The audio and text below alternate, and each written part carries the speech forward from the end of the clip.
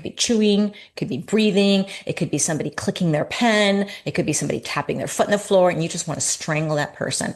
You see it all the time. I get annoyed too if I heard something, but in somebody who has misophonia exacerbated in their brain, they hear it 10 times louder than we do. Again, the hormonal change. But if you are sleep deprived, if you are stressed, then the sensitivity increases. That means it gets worse. So again, I couldn't find it. I swear to God, I thought this is definitely a menopause symptom, but I couldn't find it. But it just comes up. It's like rears its ugly head during this time. Welcome to the 300th episode, 300 of the Hack My Age podcast. Oh my goodness, I cannot believe we're here. We started in 2020. It was my son who said, "Hey, Mom, why don't you do a podcast?" So I started, of course, like everyone else during COVID, but here we are still here. And just to give you a little stat, I asked AI, what's the number of podcasts that are in the world? How many do we have? And there was somewhere between 3 and 5 million podcasts are registered, but 90% of them have only 3 episodes. Isn't that crazy? Oh my gosh. So I'm here, the small percentage who are still here. I mean, you guys are tuning in every week now, twice a week. And I'm just so grateful for you that I'm here. If it weren't for you listening, I probably wouldn't be doing this. So thank you so much. That's just from the bottom of my heart. Really honestly, thank you. And today we're going to dive into the 10 weirdest symptoms of menopause that you probably didn't even think of that was related to your hormones. But trust me, they are. And I hate to say it, but estrogen is usually the culprit in all of them. So we're not talking just about the hot flashes and the mood swings, the common ones, right? We're talking about the ones that you're going, what's going on with me? Why didn't anybody warn me? Am I going nuts? My doctor is just dismissing me. We're going to talk about things like those electrical shock sensations that make you just feel like you're totally glitched. There's burning mouth. Burning mouth is like when you feel like you've had drank hot tea and of course you didn't. Body odor changes. And we're going to talk about a lot of them. And I've had 3 out of the 10 here of these. And these are more uncommon. Some of them are a bit more common, but honestly, they're just kind of weird. But I want you to be aware that these are menopausal symptoms. These are related to the loss of estrogen or the fluctuations in our hormones. They're not in your head. You're definitely not alone. So we're going to unpack a little bit of the science. I'm going to share you what we can do about it as well. And before we get started, again, I want to say thank you so much for hitting the milestone of 300 episodes, hitting the milestone of 100,000 followers on Instagram and another 100,000 on Facebook. I worked really hard for this. This is completely 100% organic. I learned a strategy and how to find you. It was incredible. It's not easy, but I did it. And of course, now I'm like, well, let's go for the other 100,000. Let's bring more women into this world. And social media is where we find you. And so I want to just thank you if you are a follower on Instagram, a follower. I hate that word. It's more like my Insta buddy or my Insta family. You're my Insta bestie. Thank you for being a part of that. And if you've found me on Instagram or Facebook and then later on found about the podcast, that's even doubly cool. So thank you for being part of this community. It's awesome. I have to say, out of all the comments that I get, I don't have there are barely any negative ones other than somebody maybe trashing a symptom going, oh, women just get through menopause. It's not a big deal. And then, boy, yeah, you ladies let that person hear it. And it's usually a man or somebody who's young, hasn't gone through it yet. So anyways, thank you so much for being part of this community in celebration of both my birthday as well, because I just turned 55. And in celebration of that and the Instagram and Facebook growth, there's a giveaway. Today is the last day to enter it. So go to Instagram, Hack My Age. The link is in the show notes and find that post. It's at the top. You'll find it. And we have $1,300 in giveaways. So I basically pulled out all my favorite products and that I love for hacking my age. And it has some skincare, it's got some supplements, and the top prize is BFR bands, or this is targeted compression training bands. This is what I've used to save my muscle mass during the last 2 years of being very immobile. And they're pretty expensive. So go and just try. It's so cool. And if you've been enjoying the show, I love you. I love you even more if you'd love to review on Apple Podcast or Spotify. It really helps women find this information and to know that they're not alone. And thank you to all of you who have actually written reviews. I know who you are because I read all of them. And on a personal life update, I'm going to make these solo episodes a little personal. So again, if you're like, just cut to the chase, I want to see the symptoms, then go and fast forward. But I just want to have a little check-in just to get closer to you, because you and I are just the two of us in this room. And I want you to maybe share my journey a little bit more. Maybe it'll resonate with you. I just told you I turned 55 and I just got my period. Just crazy. Still, my periods can be wonky. They are definitely wonky since I had my first hip operation. Up until then, pretty regular. I was about a 25-day girl. I never really tracked my periods before I was 50. It's crazy. I wish if I were younger, I'd be like, God, just get on that Clue app or start tracking it and understand my fluctuations. But I didn't. So I'm wondering, maybe I was a 28-day girl. I don't know. I would just carry tampons with me in my bag and still do, because now it's a little bit more irregular. I don't know when it's going to happen. But when I had the surgeries, actually, I skipped a couple of months and then it came back and then I had another surgery, skipped again. So surgery can actually disrupt your menstrual cycle, whether you are going through perimenopause or not, because your body is under stress. It's like, okay, something's going on, not time to have a baby. So there I am. I wonder when I'm in called very late stage perimenopause. And this is, I think it's after the age of 55. If you enter menopause after the age of 55, it's called late onset menopause. So I'm going to be one of those girls because I need 12 consecutive months without a period. Now, the trouble with that is going to be hard because I am on bioidentical hormones. So if I have high enough levels, then my estradiol is high, then I'm going to be increasing that endometrial lining, and then my body will want to shed it through the progesterone that I'm taking, and then I can have a bleed. Although my periods seem pretty similar to what they've always been, I've never had hard periods or PMS or anything. I feel sometimes a little cramp. I've been really lucky my whole life. I've also been pretty health conscious. Maybe that has something to do with it, but not always. So it's part luck, maybe part lifestyle. And then these things can also delay menopause. My mom, I can't even remember. I remember her going through menopause, but I never knew when she actually entered it. She passed away when she was 57 with breast cancer. So I never had a chance to ask her. It would have been interesting when she had her period. Her menopause birth date. So anyways, I've been adjusting my own HRT. I'm actually on I'm changing it up now because I just did the Dutch test, which is the dried urine test of comprehensive hormones. This is you pee on these little sticks throughout the course of 2 days, what's 24 hours. And then you look at metabolites and you need somebody to interpret this. And I'm not trained in that. So I have somebody interpret it for me. They go, okay, maybe we should add in some DHEA, increase your testosterone a little bit, and also increase my estrogen a little bit. But I have to keep my progesterone the same, more or less. That's kind of what I'm experimenting with now until I take another test, which will probably be 6 months from now, because these things are friggin' expensive. It's a process. I'm also digging into thyroid optimization and cholesterol panels as well. So I'm trying to find some nuances with that. I'm taking a little bit of a deeper dive. I'm going to get my cholesterol levels are really high, but my HDL is really high as well, which is that quote unquote good cholesterol.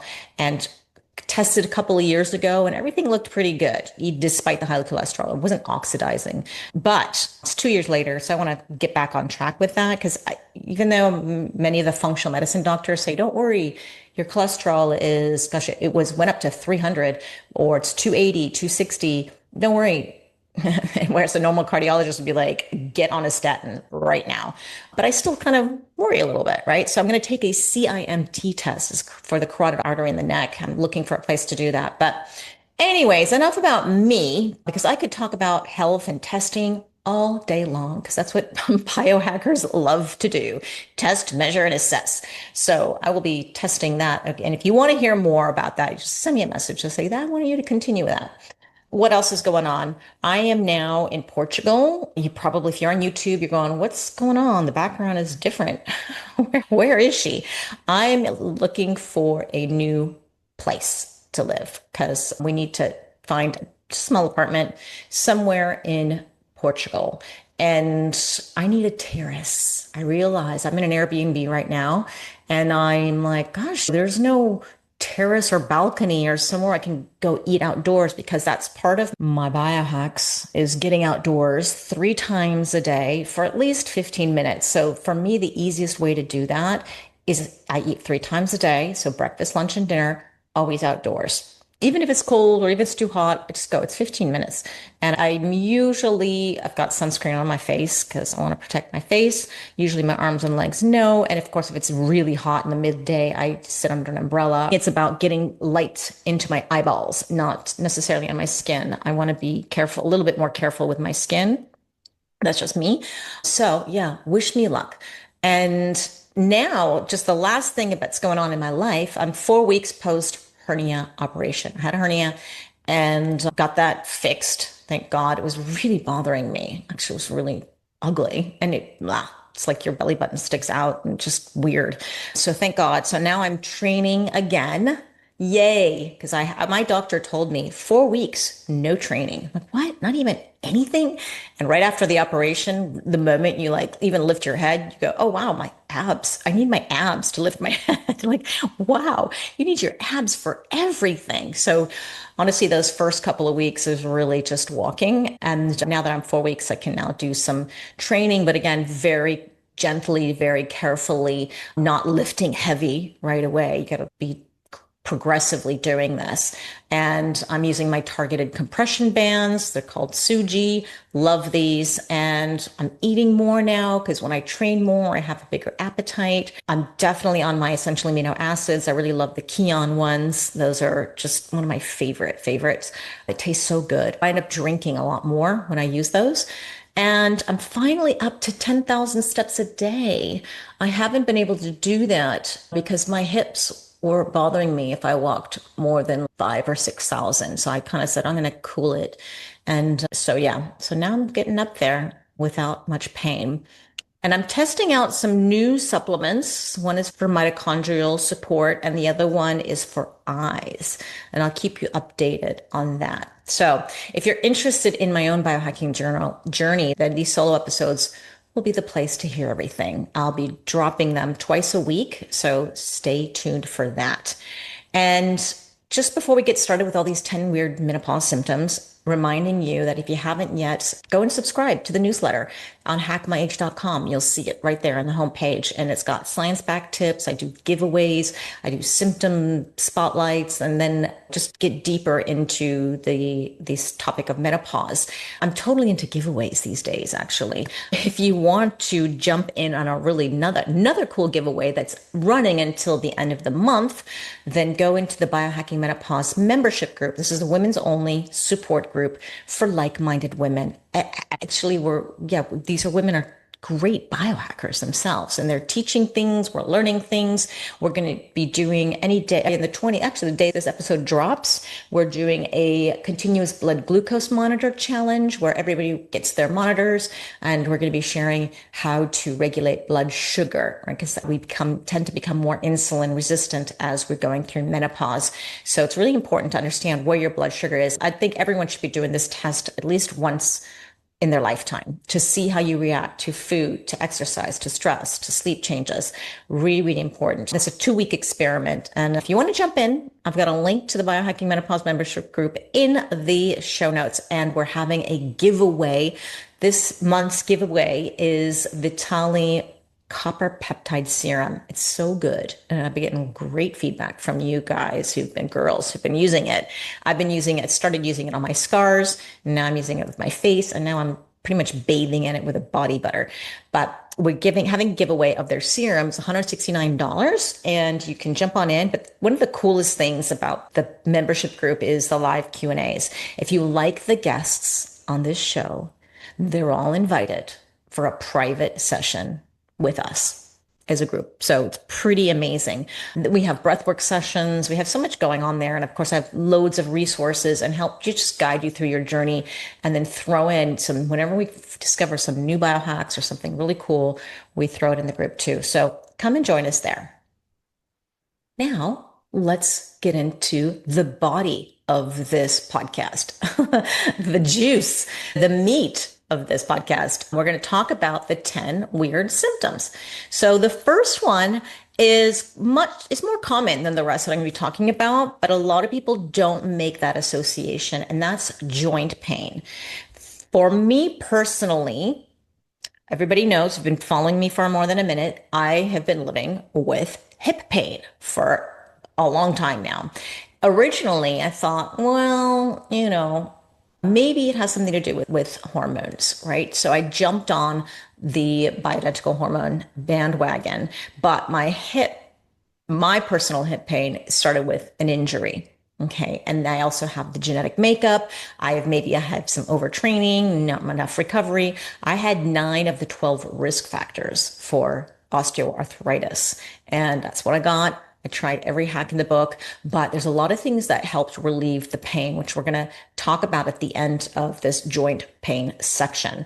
But if you are certainly dealing with joint pain that is not from an injury, that it comes out of nowhere, well, then this could be very much related to the loss of estrogen. And when I say the loss of estrogen, that post-menopause, it's pretty much out the door. But if you're in perimenopause, that's the time before your menobirth date, and that's when the hormones are fluctuating. It could be 5 or 10 years before you hit your menobirth date. And I'm meaning the fluctuations too. And that means the middle of the day, it could be high, and the end of the day, it's totally low. And then you could test it 10 days in a row and it'll be totally different. So it's fluctuating. But it's when it's that loss of estrogen, when it really starts to go down, is when we may start feeling some more inflammation and more pain in the joints. And that's because estrogen is hydrating. Estrogen is an anti-inflammatory, and estrogen supports collagen production. Okay, so these are really important for your joint health. And then when I just described that this joint pain came out of nowhere, this is a sign it's of MSM. This is the musculoskeletal syndrome of menopause. And that is a new term. I first heard it from Dr. Vonda Wright, and it's incredible. There's new research showing that, this has a lot to do with the loss of estrogen, and it affects about 60 to 80% of women going through this menopause transition. So you may feel your wrists, your fingers, your ankles, your knees, your hips. It doesn't have to be like all your joints, but it could be part of the joints. You feel stiffness, you feel pain, maybe even swelling. And again, you just don't know why this is happening. And that's because estrogen also needs to be there for the integrity of the cartilage as well. And that's that tissue that lines the ends of your bones, right? That's what I lost completely. I had 0 cartilage pretty much on my joints. That's why they call it bone on bone. And then of course, all this inflammation that's going on, but we need estrogen for that. So part of me thinks, wow, I wonder if I got enough estrogen, or if I had hormone therapy maybe earlier on, and maybe in robust dosages, because when I first started, I didn't know much about hormones. I didn't understand that I was on very baby dosages. I wonder if I had more robust dosages, would I have been able to avoid it? Would I have been able to delay the surgery? I don't know, and I will never find out. But when we don't have our cartilage there, we're really creaky, we're really sore, and it really hurts. So make a point. If you think your joint pain is due to some injury, probably not MSM. But if it is out of nowhere, then go check your hormones. And there's people who do like to look at hormone panels and others who don't.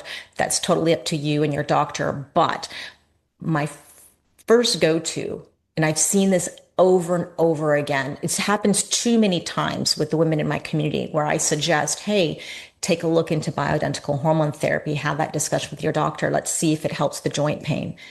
Absolutely works so well. I wish it were me, but that I didn't have MSM. But I get women saying, "Oh my God, I can move my shoulders again. I don't have frozen shoulder anymore. Oh my gosh, my fingers stop aching." This is really due to the loss of your estradiol. This is the most potent hormone in the body. So when you are restoring it, if you decide to go explore bioidentical hormones, and when I mean say bioidentical as opposed to regular HRT, that means that the structure of the molecule is identical to the one in your body. It's the one I prefer. Not everyone has access to it. Not everybody wants it. This is your own personal decision. But for me, I always encourage bioidentical. Why not give your body something it recognizes 100% and absolutely loves? So check out, again, if you are taking estradiol for your joint pain, then you've got to take progesterone. Okay, that's to balance out the hormone estradiol. So estrogens are proliferative. They make things grow, right? They help with your tissue growth and the collagen. That's great. But it also can grow the endometrial lining. And we don't want it to grow so much that there is a breeding ground for cancer. So that's why we need progesterone to thin out the lining. And that's why some people may have a fake bleed when they're on their hormone therapy. You pretty much need, even if you don't have a uterus, which doctors say you don't have a uterus, you don't need progesterone, I would still say get it, because obviously there's so many other benefits to progesterone if you get it right, because sometimes you don't get your optimal dosage the first time you start. But if you're looking to free joint pain, you should see it working within a week to maybe 4 weeks. And if not, then you got to adjust the dosages, talk to your doctor again about maybe increasing the dose, maybe checking, maybe testing to see if you're actually absorbing what you're taking. It could be a cream, a spray, a patch, gels. There's so much out there. You may want to change the delivery method as well, because it's not what you take, it's what you absorb that really counts. So that's one. Another really big lever that I see in my community when it comes to joint pain, arthritis, let's say arthritic pain, it's inflammation. And so removing inflammatory foods works so well. So if you're not into HRT or that you're already on it and you don't see any difference, then try removing some of these inflammatory foods. The ones that I see most effective is removing gluten and removing sugar, or at least gotta lower it as much as you can. But I would say if you're doing an experiment, take it out for somewhere between 2 and 4 weeks, and you will see if it's that or not. And if you want to take it another step further, any kind of grains, meaning rice and corn and rye, spelt, all these other grains that are in our world, maybe that's also affecting you. And taking another step further, you can go for alcohol, eggs, nuts, seeds. There's other, you can just go to ChatGPT, ask what are the inflammatory foods, and try to remove those for 2 to 4 weeks and see if that helps. The other thing is also to eat fish and seafood, right? This is really a good anti-inflammatory because we're also trying to build collagen as well. So when you're doing that, you can take a collagen supplement. If you're looking for joint health, you want to get that type 2 collagen that's found in cartilage. I'm one of those weirdos that eats the cartilage off of the chicken bones. I've had a professor in my gerontology course where it was the physiology of aging, and he was poo-pooing collagen. He's like, oh, it just doesn't work like that. The body doesn't make it. But I just seem to disagree. I lived in Hong Kong and everyone's eating cartilage there and encouraging it.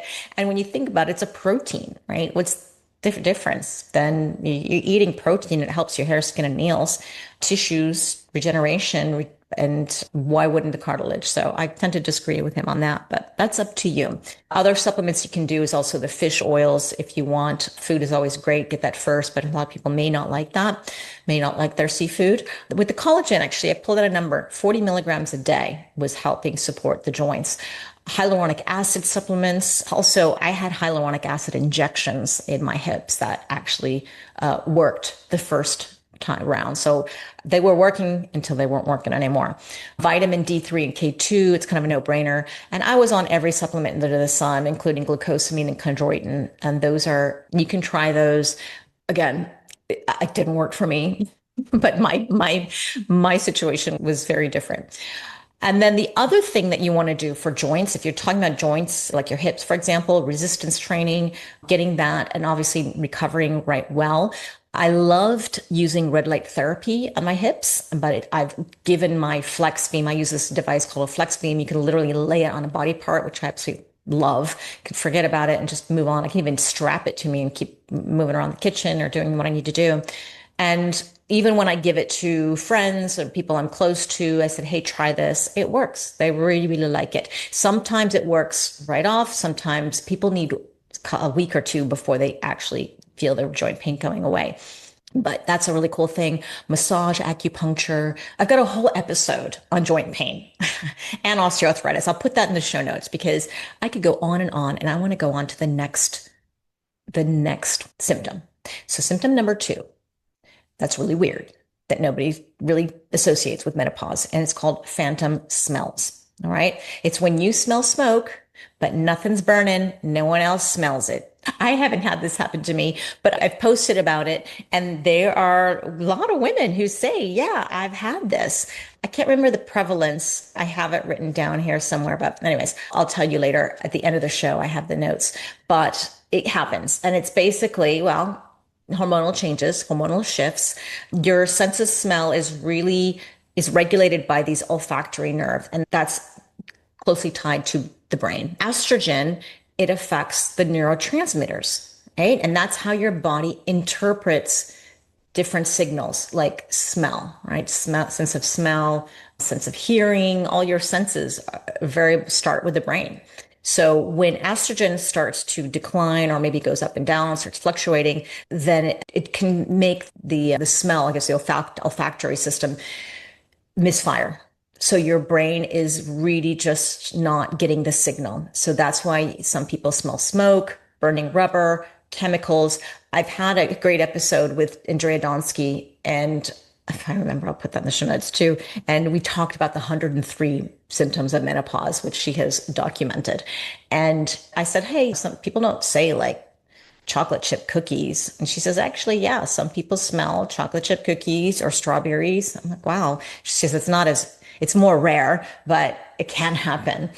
That would be pleasant. So this disorder, I guess, is called phantosmia. And phantosmia sound like the Phantom of the Opera. That's why they call them phantom smells. And it's more common in women. And again, it's probably linked to low estrogen and the brain, and the signaling that's happening between smell and memory. It's nothing dangerous. Don't have to worry about it. It's just unsettling and everybody thinks you're nuts. But you're not alone. If you go onto my Facebook or my Instagram, you'll see some of these posts. Me too, me too. But it can also be caused by sinus infections or some neurological disorders, right, in your brain function. So you want to rule out that. So if it really bothers you, it's persistent, then go talk to your doctor about it and get tested because we want to make sure nothing bad is going on in the brain. What helps resolve it? Well, hormone therapy, right? If it's because of the loss of your estrogen, well, then let's replace it. And that's easy. But if you don't, or if you have and it's still there, then one, I'd go talk about adjusting your levels. Or if you're not on it, then you want to do everything that you can to improve your brain function, your brain health, which we should all be doing anyways as we're aging because we don't want to get dementia or Alzheimer's. Some of us are more predisposed, so we have to work harder at that. And it doesn't happen. You don't start getting dementia when you're 70. You start in your 50s, 20 years earlier, right? You don't notice it, but if you were to actually take brain scans, you can see some of these changes. And don't confuse brain fog with dementia, right? The brain fog is clearly a estrogen deficiency, and dementia is a lot more than that. So what can you do to improve your brain health? Well, mushrooms are the easy, low-hanging fruit. I hope you like mushrooms. I eat them every day, sometimes multiple times a day, just because I love them. And when I lived in Hong Kong, there was such an assortment. It was amazing. And here in Europe and now in the US, we just get 2 or 3 different kinds. It's really a bummer. But anyways, so you probably need to go get a supplement if you want to get things like reishi, cordyceps, lion's mane, chaga. Go look for supplements that have that. I use one called Qualia Mind, And I also use Bioptimizer's Mushroom Breakthrough. And I love that one too. They're both great. One is a pill, pop it in, and I really can feel more creative. That's what I'm feeling, more focused, more creative. And then the mushroom breakthrough is a powder that I make drinks with. It's like instead of coffee, it's just so lovely. It's like chocolate flavored and so nice. And it's one of my go-to. I drink it every day. Love it. So the other thing you want to do for your brain, also take some omegas or eat more seafood. Of course, you got to choose what you like best. Exercise, of course, more oxygen to the brain, more circulation. Because me, I probably need some more circulation. I did train this morning. And then there was one other thing that I wanted to mention. Oh, nitric oxide. Good one. So nitric oxide, some people take it as a supplement, but I like getting it for free with breath work.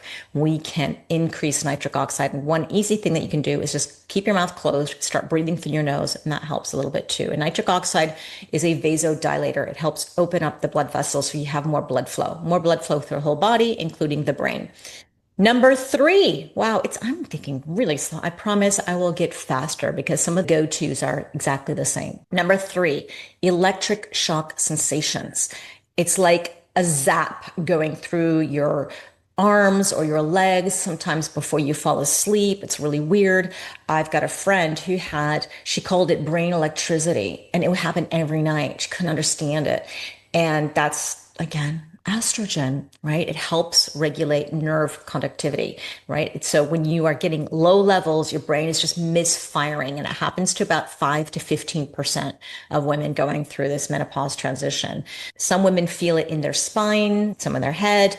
You're not malfunctioning. These electric shocks are just tied to your nervous system. And estrogen, again, it's neuroprotective. It's an anti-inflammatory. It helps nerve function. It helps the communication that's happening between the body and the brain. And when we lose our estrogen, our body becomes a little bit more sensitive and you feel dysregulated, and it is dysregulated. So again, don't fret. But what happens sometimes to some women is with these electric shocks, it gets worse if they're anxious, if they're stressed, or if they have bad sleep. So you want to be working on those things, your sleep and your stress, and regulating the nervous system. And in addition, if you want to add on hormone therapy, if you bring in estrogen back in, and again, it's mostly estradiol, that's helping with that brain health. You've got estrogen receptors all over the brain. If you follow Dr. Lisa Mosconi's work, she does so much research on this, on the menopause brain, and she's wonderful. So definitely estrogen is tied to brain health. Some women find magnesium helps with these electric shocks. I get my magnesium. There's two places I get my magnesium. There's three, and I change them all the time. So one is Magnesium Breakthrough by Bioptimizers. I've been using it for years and years. It's awesome. I think it's 7 different types of magnesium. I also use the Qualia Magnesium, and they also have multiple magnesiums in there.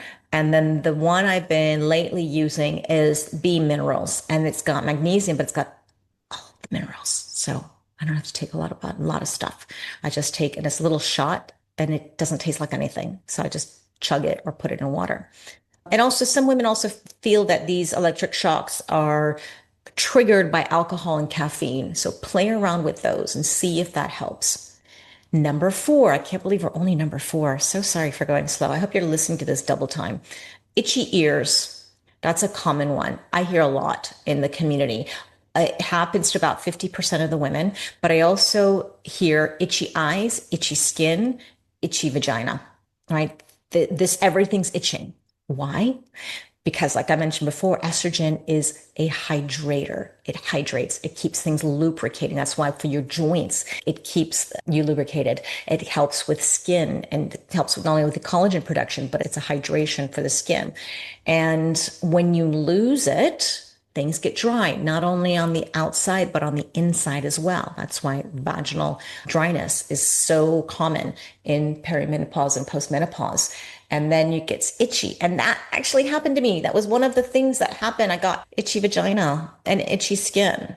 And so then what I do is I increase my estrogen when I feel some of those things. And I also, what I've been, the last thing I did, last time that happened, I used DHEA cream, vaginal DHEA cream. I used Julva by Dr. Anna Kabeka. I have a great episode on that where she explains why, but that's a really cool thing. But just to explain a little bit what's going on, I always want to blame estrogen, but it keeps us hydrated. It keeps those mucosal tissues in your eyes, even in your ears and your vagina, all these places moist. And if you are dry anywhere, if it's your skin or the vaginal area, you are more prone to infections and irritation. And that's why it's itchy. And the skin itself, when you think about it, tons of estrogen receptors. It seems like estrogen receptors are like on almost every part of your body. There are parts that they don't have estrogen receptors, but many parts of the body do. And many of the tissues have that. So your face, your genitals, and your inner arms have a lot of these receptors. So that's why sometimes your doctor will say, rub your estrogen cream on your inner forearms. When you don't have enough estrogen, your body isn't able, and your skin isn't able to retain the moisture, and it can't really produce oils as well as it used to. And again, that's why we can itch, and maybe we don't even have a rash. You may be itching, you're like, God, I don't see any rash, I don't see any bites, I don't see any mosquitoes or anything like that. So a lot of women sometimes think that they have eczema or maybe some kind of allergy or an infection when it's really just a hormonal imbalance. So what do? We can top up with estrogen. And if you don't want to, that's fine too. No judgment here. I don't want to bully anyone into taking hormones because I think that's your own personal choice. We can also use the DHEA cream, the Julva. Totally, where I get such great feedback on that. And that's why I use it too. And if you do want to just use vaginal estrogen, you can do vaginal. You can use the estradiol or estriol. I've seen women, it's the weakest form of estrogen, but I've seen women that help as well. And sometimes it's a cream and sometimes it's a pessary. It looks like a little wax bullet you just put up there too. And of course, use great hydrating creams, get your body moisturized all the time. I'm totally into the Vitali body butter that's got peptides in there. It's got the copper peptide, GHKCU, which is so hydrating and so good. I'm absolutely loving that. And I've got great skincare. Just use your skincare, whatever's working for you. Eye drops as well. Again, just keep everything hydrated. And of course, drink water. You need to stay hydrated with that. Number 5, gosh, we're halfway there. Burning tongue. This is where you feel like you like literally burnt your tongue from hot tea, but you didn't drink anything. And it's because there are nerve changes in when you lose your estrogen. And it also can be a deficiency in vitamin B12 or iron. Okay, so take a look. Could be one or the other or combination. And it happens to about 1% of the women. So it's much less. I've heard burning mouth syndrome from comments on posts probably twice. Okay, not a lot. So burning mouth syndrome, BMS is what it's called. It can feel painful on your tongue, your lips, or just the whole mouth. And it just, again, feels like you totally scalded it when you didn't. So when estrogen drops, again, that the nerves in your mouth, they become hypersensitive. And that's why sometimes it's not burning, sometimes it's tingling. And then we're also going to talk later on about a metallic taste. And so if you don't have enough saliva, okay, and sometimes this is again either talking too much like me, or you're not drinking enough, or maybe some lack of hormones here. But then go and check. You can actually test your vitamin B12. You can test for your minerals as well and see if that has anything to do with it. So you don't waste money on supplements, or you can just go for the B12, a good quality B12 vitamin. I'm using the Quicksilver one. I love it. I mean, it's a B complex. I think it's called the methylated B complex. I'll try to remember to put all these products that I'm using in the show notes if I can remember. If not, just reach out to me. And because I have discount codes for some of these things. Iron and zinc as well. You can try supplementing with that and see if that works. But again, talk to your doctor before you start supplementing because you don't want to overdo things either. That's why I always like to test, measure, and assess. And then, of course, if you want to try a hormone therapy, go for the bioidentical. Number 6, moving on, tingling hands and feet. It feels like pins and needles. It even would wake you up in the middle of the night. And you're like, why am I feeling pins and needles? And it's usually on your hands and feet. And that's because, again, estrogen and that nerve signaling, right? It's like that the signal that like he has for the brain, it's again a signal for everything, every other sensation that you have. And this tingling hands and feet is called paresthesia. Sounds like anesthesia. And again, it could be tingling, it could be prickling, it could be numbness, again, mostly in the hands and the feet. It's totally annoying if you have that. And again, we need estrogen for that nerve signaling function because it regulates not only the nerve signals, but it helps with the myelination, which is myelin sheaths of nerves. You think of like an axon, this is a nerve cell, and it's got the little tail, and then on the tail, you have this cushioning. Imagine like an electric cord, and you have that plastic coating. That's like a myelin sheath. And when you don't have enough estrogen, that sheath is damaged, right? And then you can have more inflammation and you feel it. That's why you feel these things. Anyways, yeah, just sort of a misfiring of signals with the loss of estrogen. But again, make sure that you rule out other things that are just as important, like carpal tunnel syndrome, diabetes, or again, a vitamin B12 deficiency. Again, you don't want to go, oh, this is just estrogen and then take hormones and you actually have something a little bit more serious. So again, you have the HRT option, you have some of the supplements, maybe B12, and then regulate the nervous system, right? Help with that. Yoga, meditation. I love this neuroacoustic software called Newcom. You just listen to it and it puts your brain in a meditative state. Soul Tech is another cool device that I have under my bed. It helps with the nervous system. Music, listening to music, nature, binaural beats. There's a ton of stuff that you can do. Grounding, forest bathing, like so many cool things. There's other episodes I've done on stress and stress management. Number 7, body odor changes. Yeah, that one happened to me too. I was like, who stinks? Ew, that's me. Yuck. I don't even recognize my own smell. What is that? Or your deodorant just suddenly doesn't work anymore. And that's because estrogen affects the sweat glands and as well as the microbiome of the skin as well. And in menopause, right, and perimenopause, our estrogen and progesterone, they're both kind of have a play here. Okay. Estrogen is not going to get all of the blame, but it impacts your glands like in your armpits and your groin. And even an imbalance of androgens, right? Like testosterone, like it can be too high. That could also be contributing to this weirdo body smell. And then when your hormones change and your microbiome or the bacteria on your skin is changing, then you get a stronger, like a more musky, totally different smell than what you're used to. And that's menopause. It can get worse, and it makes perfect sense if you're stressed. If your cortisol tends to be higher than normal, especially when estrogen is low, cortisol very often goes high, right? That can have an influence there. So yeah, anyways, what can we do about it? Well, we can balance out the hormones any way you like or with bioidentical hormones. But we can also lower or try to lower our cortisol if it's too high. If you think like I'm just the rushing woman, rush all the time, or I've got a billion and one things to do, I can never sit down, I can never relax. Well, then let's fix that. Maybe you got to fix your calendar, you got to move things around. But other things that we may not, at least I've noticed in the community, including myself, is that when you wake up in the morning, your cortisol rises, which is great. That's when we want it to rise. But if you feeling groggy and really tired, your cortisol is probably pretty low. But in the morning, we want to regulate that cortisol, and that means eating within an hour, especially if you're training. And I know that's hard, and you don't need to eat a lot, like literally a couple scoops of yogurt, half a banana.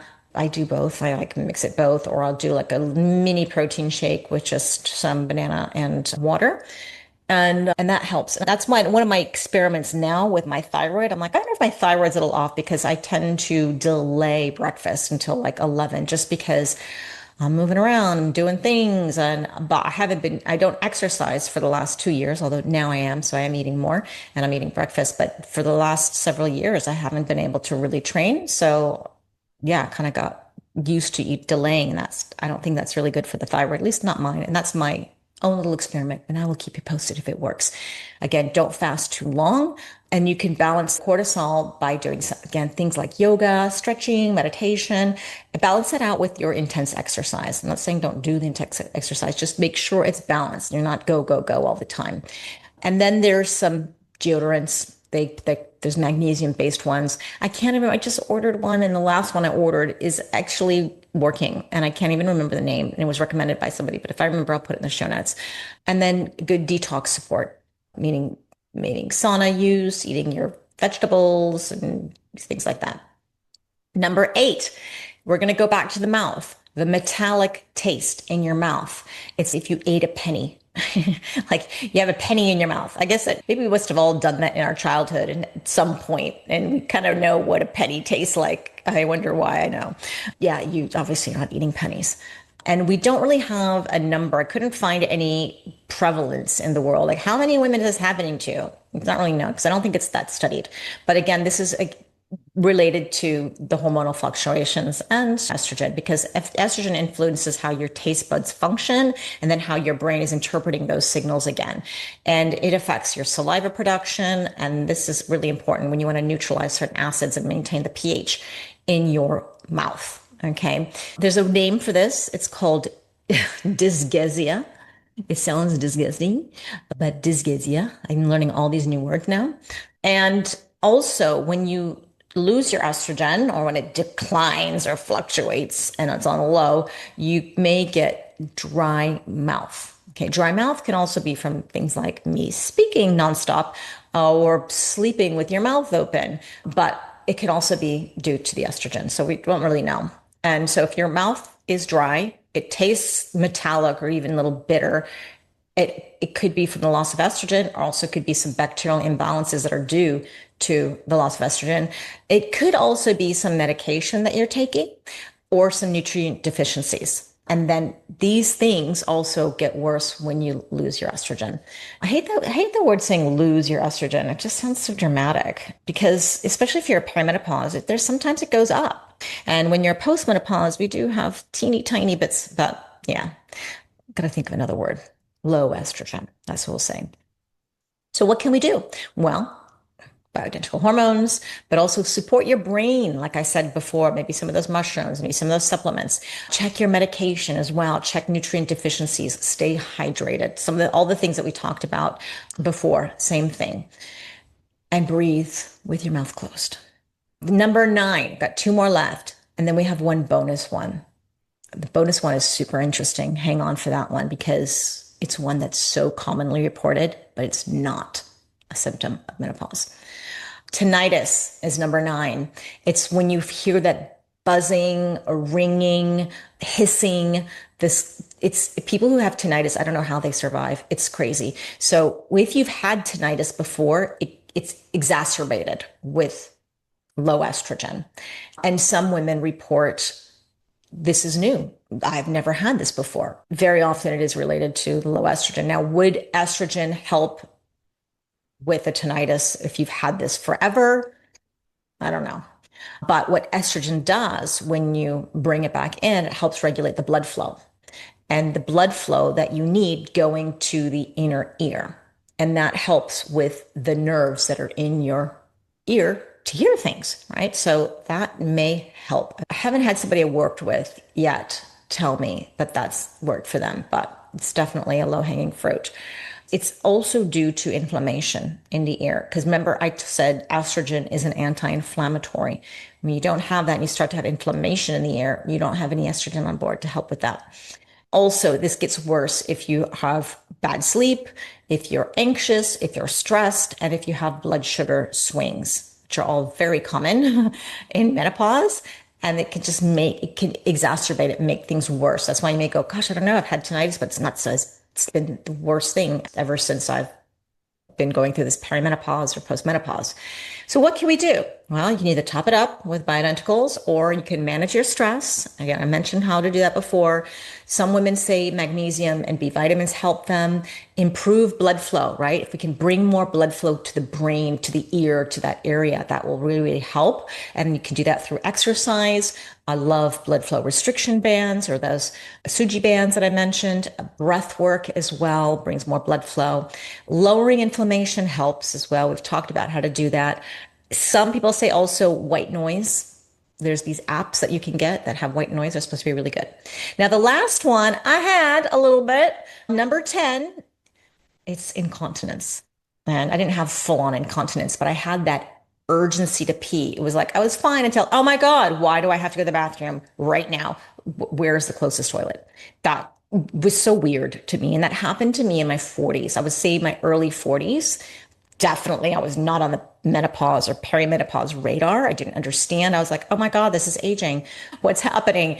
And I'll tell you what I did to resolve that when I get to the other problems. But this habit is very common. So when I say urgency to pee, it's not just that. It's also the pee sneeze, right? You sneeze and then a little pee leaks out, or you laugh and you leak, or if you jump up and down or go for a run, you suddenly are wet in your pants. Some women have it much stronger than others. There's a spectrum here, but it's no fun and it ain't getting better with age. So if you want to stay out of adult diapers, then we better do something about it now because it affects between 30 and 50% of women in menopause.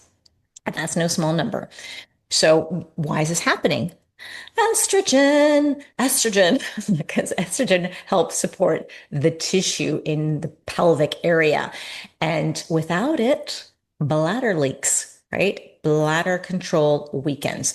And estrogen helps us maintain strength and flexibility of these tissues, including the bladder, the urethra, and all of the surrounding muscles, because we need muscle tone. I bet you're doing your Kegels right now. I am. And then when we lose the estrogen or when the levels drop, okay, when we get low estrogen, the tissue gets thinner and weaker. And that's leading to this stress incontinence. You leak when you laugh, when you cough, you sneeze, all those things. Or the urgency incontinence, that sudden uncontrollable urge to go. So what can we do about that? Well, estradiol is a great one. Vaginal estrogen, right? Vaginal meaning you're putting it in that area. It's closer to the tissues, right? So it's very, very effective. Progesterone may be too high. So that's another thing. If you already are on HRT, you may want to think about if it's too high, then your muscles are more relaxed, right? Remember, progesterone is the great calmer. It makes us feel relaxed. And if your muscles are too relaxed, it's probably not a good thing. And also testosterone being too low. So estrogen is not the only culprit here. It has a lot to do with estrogen, but we can play around with our hormones if we are using them.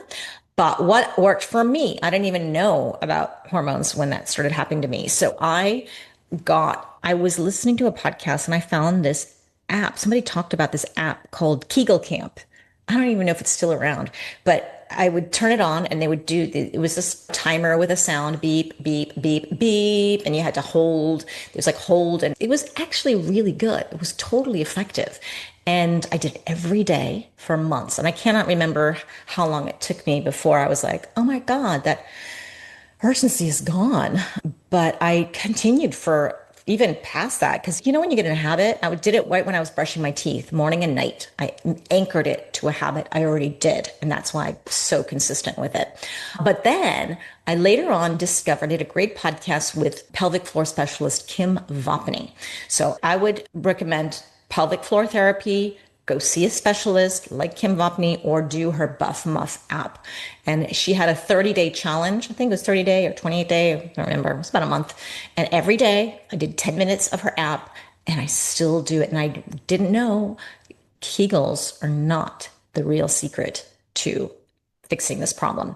So she taught me how to really do a Kegel or how to strengthen the pelvic floor. And I do it all the time. So thank you, Kim, for that. And I'll see if I can remember how to put that in the show notes too. These show notes are going to be really long. So check that out. And then that's it. So let's go on to the bonus symptom.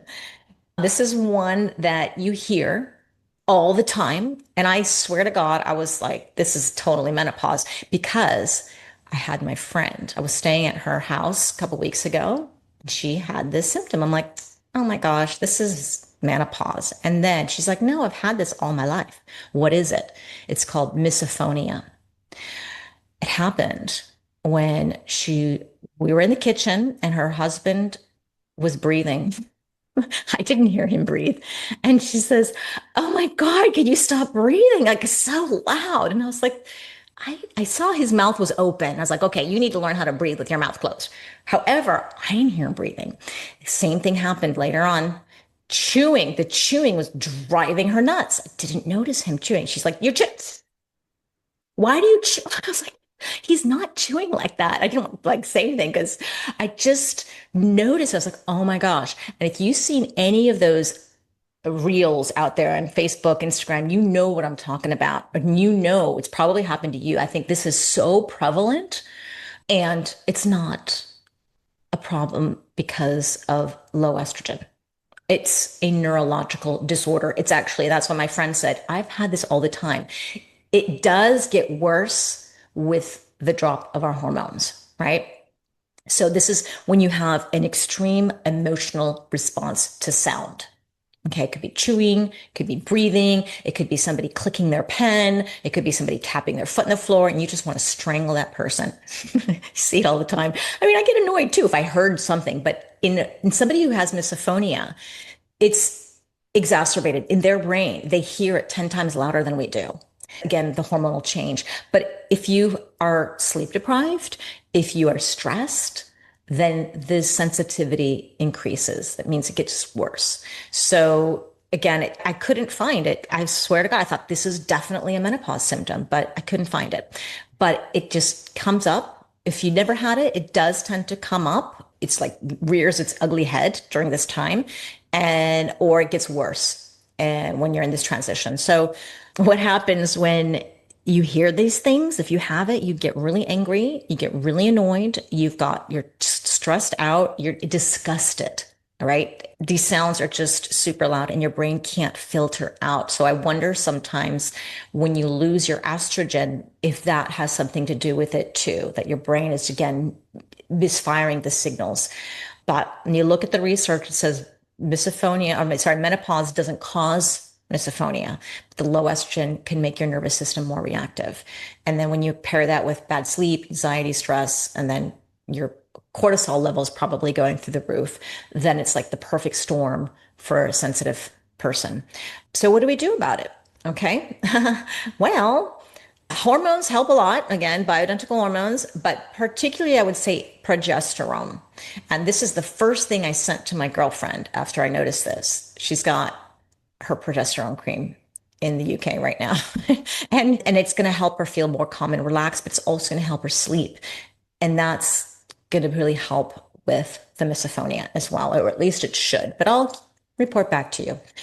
But do anything you can to regulate your nervous system and manage that cortisol. Again, breath work, meditation, yoga, whatever turns you on, going for a walk alone in the park, in nature. Nature is like magic. If you've got a forest or a park or a lake or a beach or something nearby, please go and use it. Please go outside into nature. It's like your medicine. Prioritize your sleep is another thing. Put down the phones, you know what to do. And then cognitive behavior therapy can help. And magnesium, adaptogens, ashwagandha, rhodiola, these kind of things can really help as well if you prefer that route.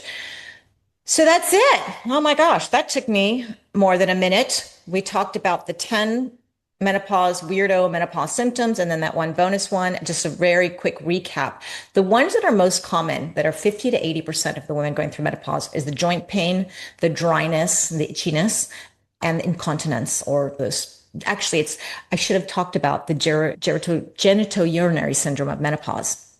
That's a whole other podcast episode. But the second most common is about 20 to 40% of the women experiencing the phantom smells, the tinnitus, and the burning mouth syndrome.